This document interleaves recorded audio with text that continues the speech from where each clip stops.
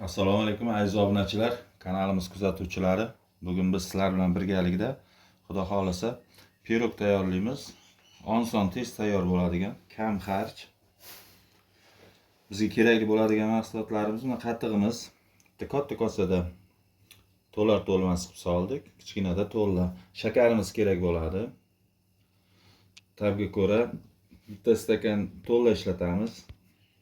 O'simlik yog'i bitta piyolada to'la. Hidsiz o'simlik, semichka yog'i, 3 dona tuxum. Katta tuxum bo'ladigan bo'lsa 2 dona ham yetadi. Kichikroq bo'lgani uchun 3 ta solyapman.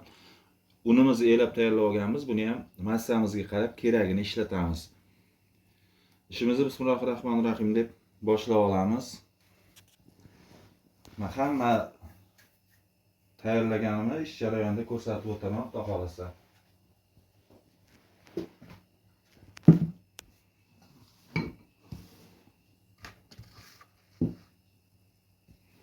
Tuxum chaqishdan boshlab olamiz ishimizni.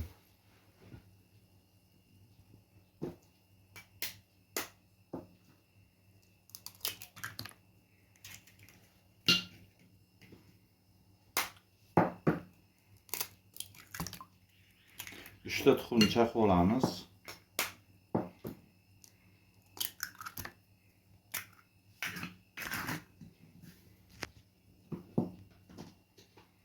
Ozgina bir chimdim tuz solamiz. Bir chimdim tuz solamiz.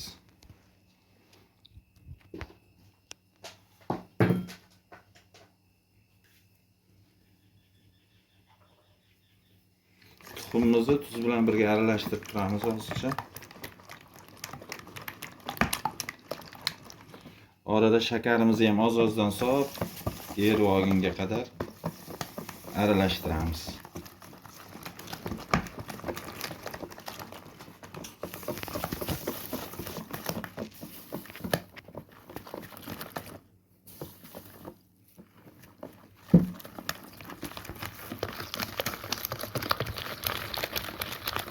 Yaxshi aralashtiramiz buni.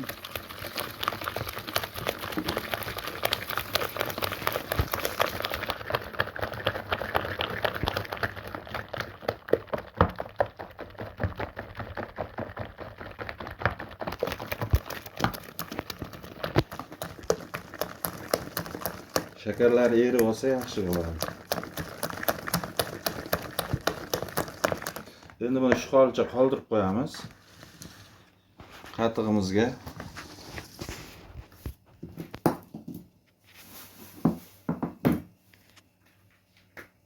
chayni sodadan foydalanamiz.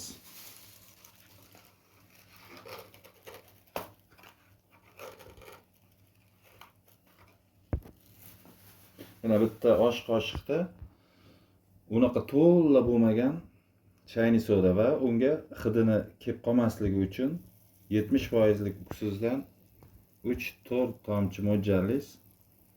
Yaxshilab buni aralashadi va qatig'imizga qo'shamiz.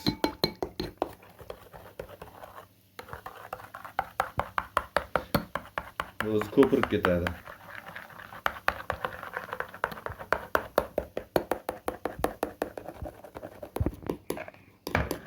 Mana xuddi shu kabi ko'pirib qatig'imiz toshishni boshlaydi o'zi.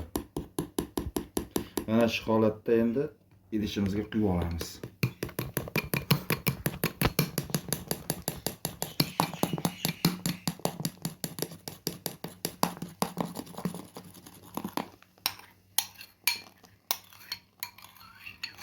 Qatig'imizni ham qo'shib oldik mana.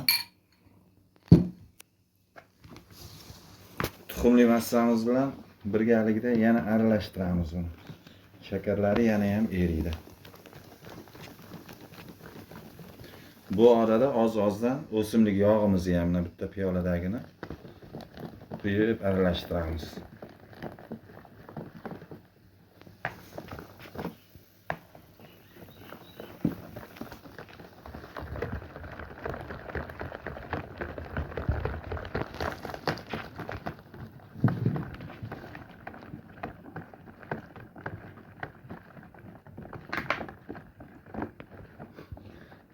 Endi oz-ozdan unimizni ham solamiz. Unimizni qoshiqlab asta sekinlik bilan qo'shamiz. Hammasini birdaniga qo'shib yubormaymiz. Unimiz albatta elangan bo'lishi shart. Unda navini farqi yo'q. Men birinchi navli ishlatyapman, oliy navli emas.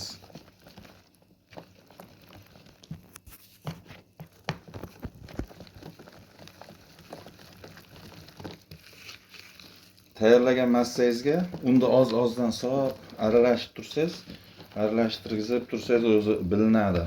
Quyuqligiga qarab un solishni to'xtatasiz. Unlar har xil chunki. O'ta quyuq ham bo'lib ketishi kerak emas, o'ta suyuq ham bo'lib qolishi kerak emas.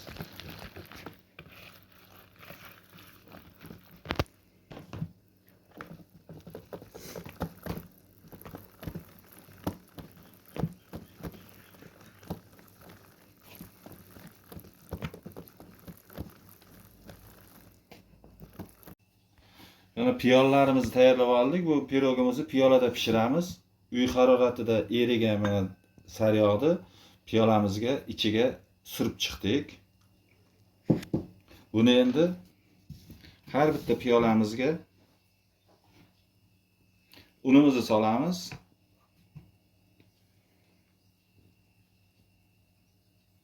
Hammasini ichini shunaqa qilib yog' surganimizdan keyin, sariyog' surgandan keyin unlab olamiz.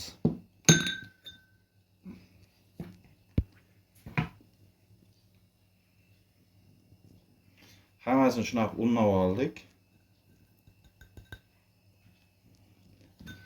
Endi tayyorlab olgan massamizni quyib chiqamiz piyolalarimizga. Tayyorlab olgan massamizni cho'mchimiz yordamida piyolalarimizga quyib chiqamiz. Piyola o'ta to'la bo'lib ketishi kerak emas, hali bu ishadi. Mana shu ko'rib turganingiz kabi piyolaga mana shunaqa quyuqqina massa bo'lsa, ishib chiqishlari ham yaxshi bo'ladi, xudo xolasa.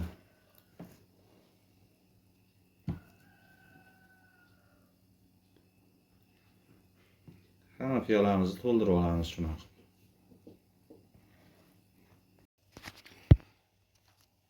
Mana piyollalarimizni hammasini listga joylab oldik. Endi duxovkamizga jo'natamiz. 180 gradusda duxovkangiz ishlashiga qarab pishirib olamiz.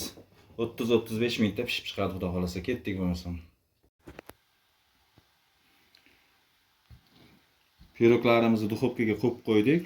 Piroglarimiz pishgunga qadar biz tezgina tayyor bo'ladigan glazur tayyorlashni ko'rsatib o'taman.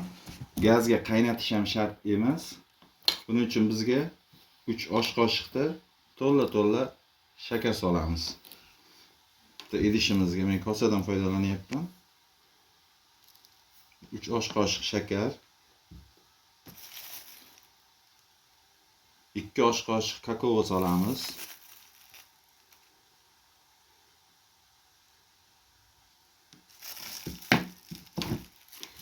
Saxirli pudra bo'lsa undan ham yaxshi bo'ladi. Saxirli pudra endi kam ekan. Buni hozir saxirli pudra ham qo'shamiz, bu quyultirib beradi yana ham.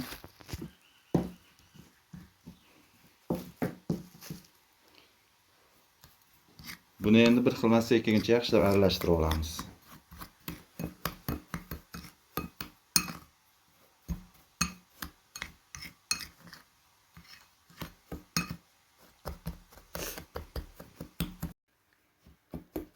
Buni aralashtirib oldik. Endi qaynab turgan suvimizni yarim piyola mo'ljallab quyib olamiz.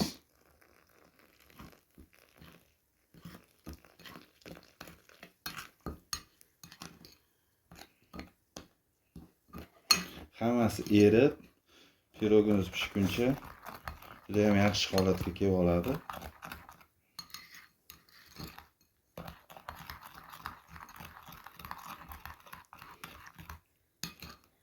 Boya pirogimizni ichiga vanilin ekstraktini solgani syomkaga tushmay qoldi. Unga ham bitta choy qoshiqda to'la xamirimizga vanilin ekstrakt solganman mana shundan.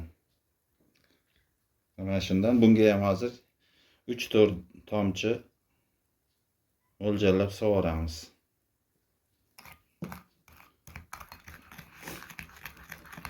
Agar shakaringiz erimaydigan taqdirda mikrovolnovkaga 30 sekundga qo'yib olsangiz ham bo'ladi. Bunda hozirni qaynagan suv quysangiz o'zi mana erib tayyor bo'lib qoladi. Hali soviguncha yana eriydi.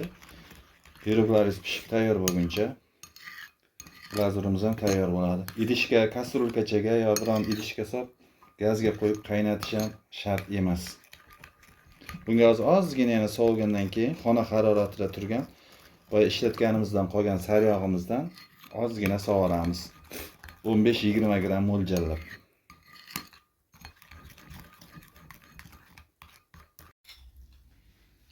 Glazurimiz mana iliqroqdan ham sovuqroq holatga keldi. Endi mana saryog'imizni ham sovuramiz. 15-20 gram mo'ljallaymiz. Xona haroratidagi bo'lsa, mana shu ilig'i bilan o'zi birlashib, yaxshi holatga kelib oladi.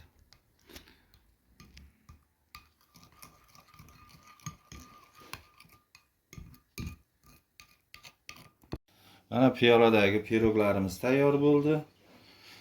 Endi buni sovutishga olamiz. Tegi ham yengil, tez ko'chadi. Hali issiq juda ham. Juda ham yaxshi ko'chadi. Tagiga sariyog' surilib, un sochilgani uchun juda osongina ko'chib chiqadi. Bularni olamiz endi idishlarimizga. Sovigandan keyin ustiga birozdan keyin glazurlarni quyib olamiz.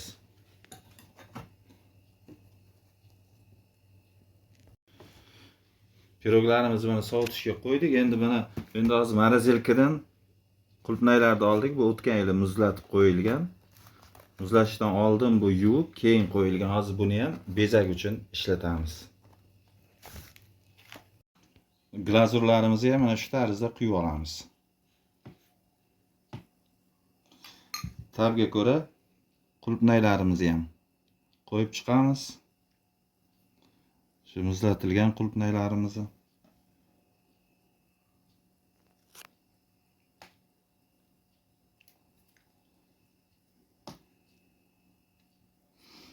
Va xohishingizga qarab, menda maydalangan grek yong'og'i bilan yer yong'oq aralashi buni ham tabga ko'ra sochib chiqsangiz bo'ladi. Buni o'zi bittasi bitta porsiya bo'ladi, normalniy bo'ladi. Hammaga yoqimli ishtaha, ketkazgan vaqtinglarga rozi bo'linglar. Albatta shu retsept asosida tayyorlab ko'ringlar. Teglari ham juda ham chiroyli bo'lib, yaxshi bo'lib chiqadi. Piyolada tayyorlab ko'ring. O'zi bitta piyolasi o'sha bitta porsiya chiroyli bo'ladi. Ketkazgan vaqtinglarga rozi bo'linglar. Kommentariyada izohlarni kutib qolamiz. Keyingi videoroliklarda ko'rishguncha sog' salomat bo'linglar. Kanalda mehmon bo'lsangiz, obuna bo'lishni unutmang. Xayr, sog' bo'linglar.